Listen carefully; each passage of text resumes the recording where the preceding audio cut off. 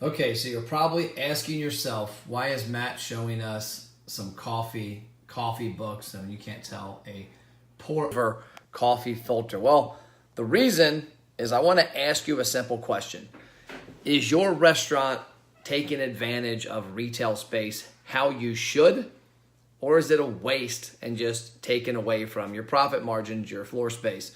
And the other question I'll get to a little later is what you're doing in your restaurant and your business shareable and repeat business on that share. Let me get to that. So the first thing is what you're looking at here is 2 books, some filters, a pour over filter thingamajigger, 3 bags of coffee. Why am I showing you? Well, I was at a place in Alberta, Canada, or Calgary, Alberta, Canada, yesterday, and Phil and Sebastian coffee roasters. And here's what happened. And it's a pretty cool experience because this really walks through the entire concept of your business and getting people into it via digital marketing, also versus a great experience, and then taking advantage of retail space. So number one, we were in Calgary after a ski trip, and I had put out there with some friends in Canada, what do you do in Calgary? What is it? And I had heard you got to try the coffee. There's a lot of craft beer. There's a lot of craft gourmet coffee places. So I'm like, okay, great. We'll hit a coffee place because the 2 people I'm with love coffee. Chris actually introduced me. Chris Ruth introduced me. My friend that went skiing with me, one of them, to pour over. And so he had this little glass thing. You put filters in, you pour over. It was a cooler experience in brewing coffee. So we decided to go to a coffee place. We had Sunday morning to kill before we got on the plane. We said we're going to find somewhere. So I actually Googled where to go. Best coffee in Calgary. He also made some comments online. We both came across, ironically enough, number one, Phil and Sebastian's. And he came across it with a friend. And then somebody else that I talked to from up there said, yeah, it's a great place. So we found one. It was kind of funny as we found one about a mile from our hotel. Turns out there was one 600 feet away. Went to the 1 mile away. Go in there, and it reminds me of a craft brewery because they had these rooms where they're separating the beans and doing all their coffee stuff. But they also had a great big retail area. And so we looked around. Well, they had a cool book. Chris bought a book. I bought the book. But then I thought, you know what? A friend of mine who's probably going to see this before he gets it is really into coffee. I'm going to get him a book. And then I saw they had the pour over thing that Chris had been using. I'm like, oh crap, I got to get one. So I got that, and I got the filters for it. Well, then Chris checks in on Facebook and Instagram and posts about the coffee in the book. And 2 of our friends comment, hey, get me a bag. So we actually had already left. We went back, got 2 more bags. So long story short, between the 2 of us, we probably spent $300. I think I was like, 60, 150, 210 Canadian. He spent probably another 50 or 60. So about $300 Canadian, which should be somewhere around, what is that, 20% off, $250 US dollars. And so it begs the question is, are you as a business doing stuff that invites that extra dollar? Because we went there, no lie, for a $5 cup of coffee. That's all we were getting. Cup of coffee. We each had 1 cup of coffee. We got a pastry, which was like $4 or $5, and we were leaving. But we spent a couple $100. Now, I actually had a client I've worked with in the past that's a fast casual chain that has a big retail area. And the problem with it is it's not front and center. It's not really well merchandised. It's behind a counter. This was right in front of us. We could touch it. We could feel it. I didn't have to have anybody help me with it.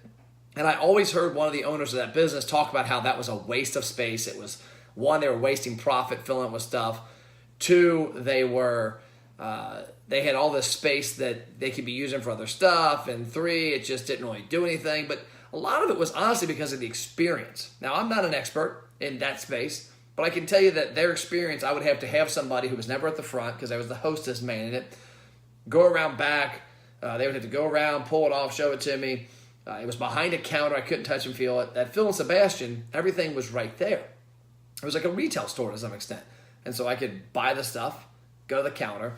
But also what lends me to what got us there is, do you have a shareable experience? Because a lot of businesses do not do enough special stuff within their concept to get people to share and get social media exposure, because that's what drove us there.